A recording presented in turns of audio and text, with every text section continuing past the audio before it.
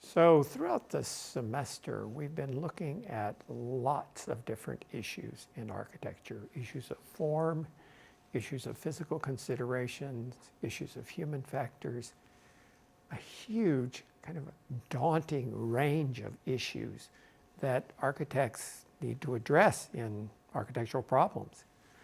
And for these last 4 talks, we're going to discuss how do you put those things together? How do you actually go about deciding how I combine all of those issues into a real solution for an architectural problem?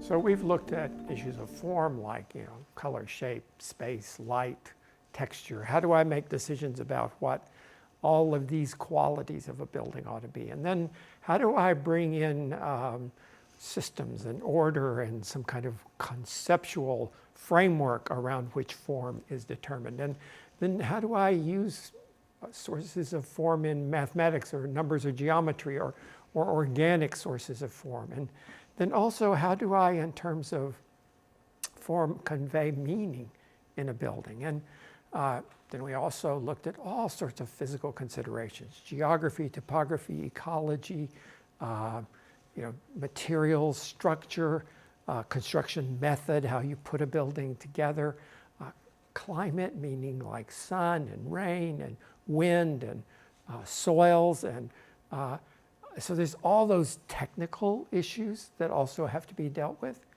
And then also a whole range of human factors about function and about behavior and about determinism and about humanism and about communication and psychology and sociology, and at a small scale and at a larger scale. It's kind of an overwhelming list of these are things you need to be doing and you need to be dealing with when you're solving an architectural problem. So the question comes up, how do you deal with that myriad of issues that exist in architecture? And we're going to start today in this talk with an approach, and then we'll be looking in subsequent talks at some other approaches. But the approach I want us to look at today is one that might be characterized by a quotation from a guy named Paul Rudolph. Paul Rudolph was absolutely one of the premier architects of his generation in the middle of the 20th century. He was Dean of the School of Architecture at Yale, very, very well-known practitioner, and a theorist, idea guy about architecture. And in an article in about 1970, he said the following. He said, "In architecture, all problems can never be solved. Indeed, it is a characteristic of our time that architects are highly selective in determining which problems they want to solve. Great architects make wonderful buildings only because they ignore many aspects of a building. If we solved more problems, our buildings would be far less potent." So Rudolph is making the argument that in order to gain intensity, in order to gain potency, strength, power in a building, we need to concentrate on one or a few aspects of that building, and then we inevitably are going to be ignoring or diminishing other aspects of the building. Now, I would argue that this is in some ways characteristic of thinking in the 20th century, what we might call modern thinking in the modern era. And this was true in science, where someone like Albert Einstein, after he sort of developed the theory of relativity in his early 30s, he spent the rest of his career looking for a unified field theory, some pure, perfect explanation for how things work. And sure, there would be other kind of issues that might compromise that, but we're going to ignore those, and we're looking for that pure, clear idea about science. Just as Rudolph is advocating a kind of perfection in a few things and it may take ignoring some other things. So Einstein was interested in perfection in this one way, and it might take ignoring some other things. That was also true, I think, in political ideology. And in the 20th century, you got people advocating pure socialism, perfect Karl Marx socialism. If we just had that, that would be the ticket. That would be the right answer. Or other people were advocating pure capitalism, unfettered capitalism, no regulatory system. So that you just let capitalism do its thing. And that's going to be just the perfect economic model. But they were infatuated with this idea that there could be a clarity, a truth, a perfection that would solve the problem. And that it might take ignoring some other things, or certainly you wouldn't want to compromise that kind of perfection. And this was true in the arts as well. You got mid-20th century artists like Mondrian that said, okay, for me, it's all about the three primary colors, blue, red, yellow, black, and white. And it's all about proportions, rectangular proportions. My entire work is about three primary colors, black, white, and rectangular proportions. And all the myriad of things you could have been dealing with in art, no, I'm going to reduce it down to just a few things and spend my whole career focusing on that. And I'm going to get it just right. Or in music, someone like John Cage, who wrote a piece with 24 bars of silence, just rests for 24 bars. He just wanted to focus on what is the role of the rest in music, not the notes, but the rest. So I'm going to just really explore 24 bars of rests.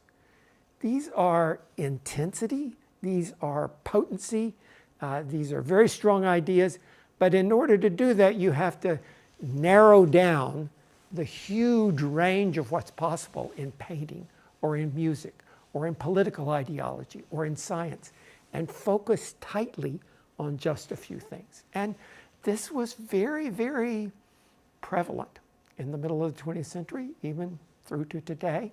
This notion that that's the way you approach the myriad of issues in architecture. You do it by concentrating on one or a few aspects of the building, and then inevitably you're going to ignore or diminish many other aspects of a building. So I want us in the talk today to just look at one building and to see what happens when you do that, and to see are these results we're happy with, or are there some problems involved in that approach? So the building I want us to look at today is the John Hancock Building in Boston. The architect is M.I.T and Partners. Now that firm is Pei Cobb Freed. The founder of the firm was M.I.T, a very, very renowned Chinese-American architect, one of the absolute leaders of architecture in the world in his generation. And he would have been about the same generation as Paul Rudolph. And so that idea about how you approach this myriad of problems, that would have been shared between someone like M.I.T and someone like Paul Rudolph.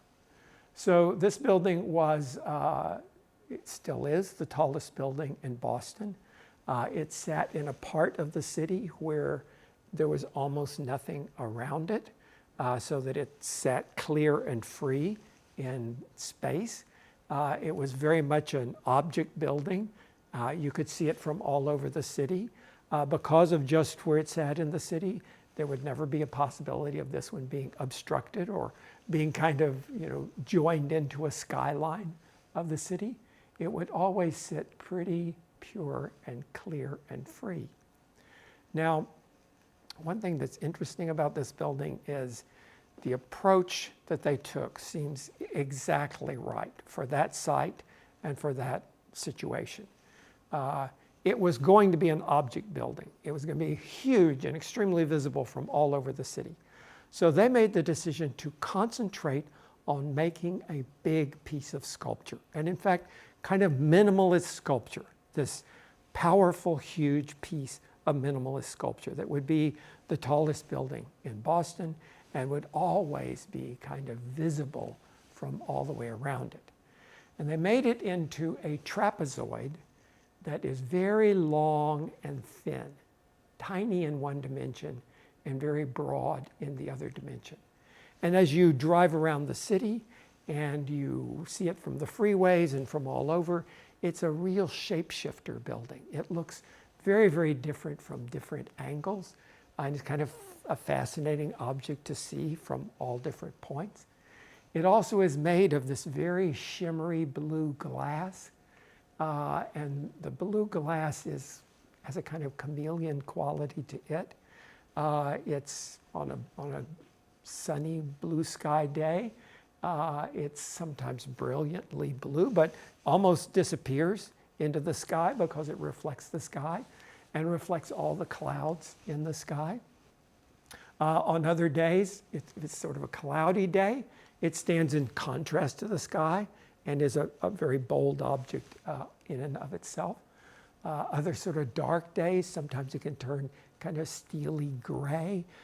It's got a beautiful quality of that glass of being able to take on light and reflection characteristics that are very, very different in different situations. So it's fascinating to watch it shift and change over time in that way as well. It also kind of maximized the singularity of that form by minimizing any kind of articulation of floors or pieces. So the glass is huge sheets of glass, way bigger than most glass office buildings. A normal glass office building might have glass that's 5 feet by 10 feet, about 50 square feet of a single piece of glass. This one, the pieces of glass are 7 feet by 14 feet. They're massive. And that was a real challenge for the glass industry to make these enormous sheets of glass. And then the mullions were kept just as thin as they could possibly be so that it read as a big solid and had very, very little articulation of all those individual panes of glass. So in every detail, they're making minimalist sculpture that's going to have this beautiful chameleon quality in terms of its surface and going to have this radically different changing shape as you moved around in the city. Now, there are a couple of issues that came up immediately in people's perception of the building. Some had to do with just the fact that its utility as a building, its function, its floor plate, was greatly compromised by that long, skinny shape. In any high-rise building, you're going to have a big bank of elevators in the middle just to get up there. And because it's a super tall building, it has tons and tons of elevators. And so because it's skinny, and those elevators have a certain dimension, all through the middle of the building, the elevator core takes up a significant portion of that building, leaving kind of skinny spaces to actually occupy on either side. And then the main occupancy would be at the ends of the building, but it meant that those floor plates were kind of split up into two pods with little umbilicals in between. And so some of the function of the building, the way that people were accustomed to working in groups and having departments that had a bunch of people all working together in different ways, sometimes they got kind of bifurcated and separated by this core that seemed to intervene in the middle of the floor and split things apart. So there were some functional compromises that had come there or been ignored somewhat. There also were, for many people, a notion of it being in the city. I mean, it was fine when it was on the skyline like that, but then when it crashed down into the city and actually into a fairly historic part of Boston, that's Trinity Church right there that we're seeing, one of the most famous historic buildings in Boston, done by H.H. Richardson, who we've looked at some of his work in the class before. But it just slams down right by Copley Square. And there are plenty of people who thought, whoa, it did not acknowledge an appropriate scale for the city.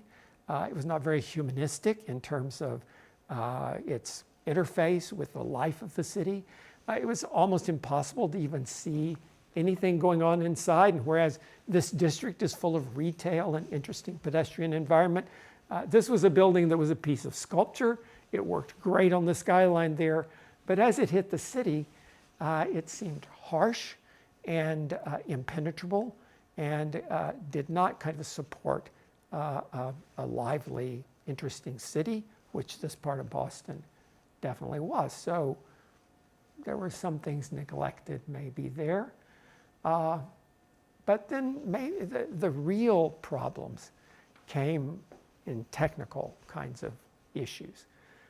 So the building is not great in terms of the way it deals with the sun in general. So it's just this glass on all four sides and no sun shading. And so the sort of heat gain on the inside, and Boston's a different climate than Texas, and so you could take more heat gain there. But it's not great. It's not horrible in terms of how it deals with the sun in terms of its own internal heat gain. But using this highly reflective glass created a real problem in terms of the reflection of heat. So the sun would shine on the building and then reflect down into a neighborhood nearby called the South End. And because that's the south face of the building, the sun goes all across the south end side of the sky. And it was reflecting heat down all summer long on this neighborhood of the South End. And there were people there whose homes were getting this very intense heat rays reflected from the John Hancock building. And their air conditioning bills went up. And so there was a huge controversy and turmoil over the fact that the building was actually causing this heat pocket in the city and raising people's air conditioning bills and making it extremely uncomfortable for some of the neighbors. Extremely embarrassing for John Hancock, who thinks of themselves as a good citizen and neighbor in the city, and now their building is causing real problems for a whole neighborhood adjacent. Not only that, but this beautiful historic building, the Trinity Church there, as they began to dig the hole for this building and put in the foundations for it, in terms of the construction process, maybe not quite as much attention paid there as there should have been. It turns out that Trinity Church is on wood piles. So this whole part of the back bay used to be a bay. Literally, it was water. And they brought fill in and filled it up and built a portion of the city there. But the fill they brought in was terrible soil. So for this foundation of Trinity Church, they put piers that went all the way down to bedrock. And these were like tree-sized wooden piers that were supporting Trinity Church. And for 100 years, that had not been a problem.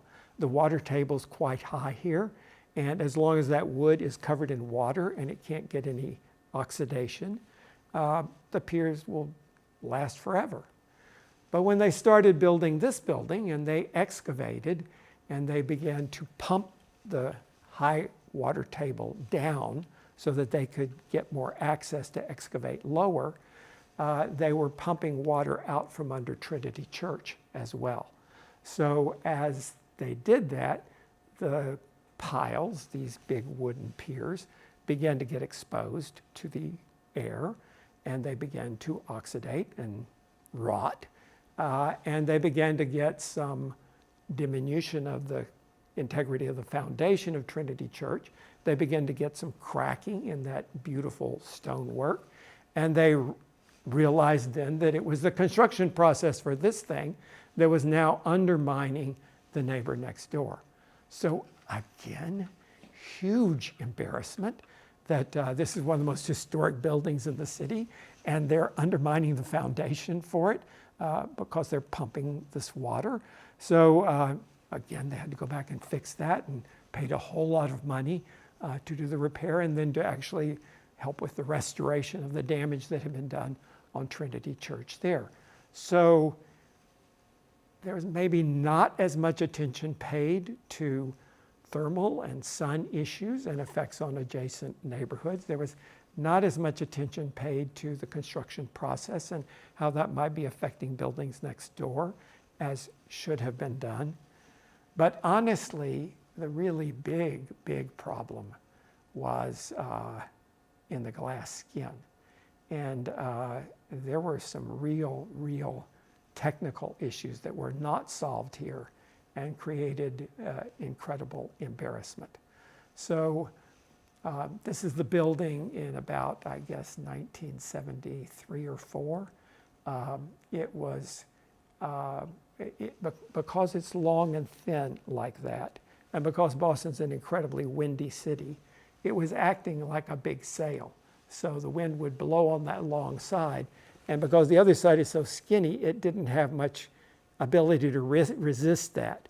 So it wanted to make the building bend over like that. If it had been a more square dimension, then the wind on a modest amount of wind on that surface could be resisted by the depth of the rest of the building. But because of the eccentric shape, it was really putting a lot of wind pressure. And you can see that the whole building began to operate in bending. And because at the bottom, that's where the real stress would be. And what was happening was on one side of the building, the openings for the glass opened up and the windows popped out and fell down to the street and crashed. And on the other side of the building, because it was crashing them together, it was putting compression there, it shattered the glass, and the shattered glass would fall down to the street. And dozens and dozens and dozens of panes of glass were popping out of the building. And I was living in Boston across the river at the same time. And it was just phenomenal how every day more glass would be popping out of that building. And so they would put in plywood sheets to replace it. And that's what it looked like for a long time as they were trying to figure out what is the problem and how do we fix it.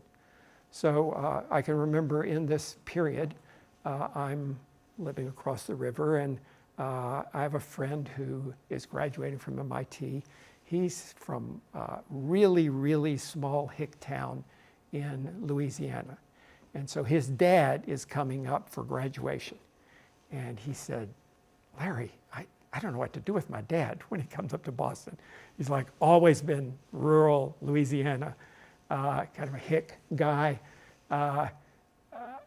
Can we come over to your house because you have this great view, and I'd just like for him to see that. So, okay, they come over, we have dinner.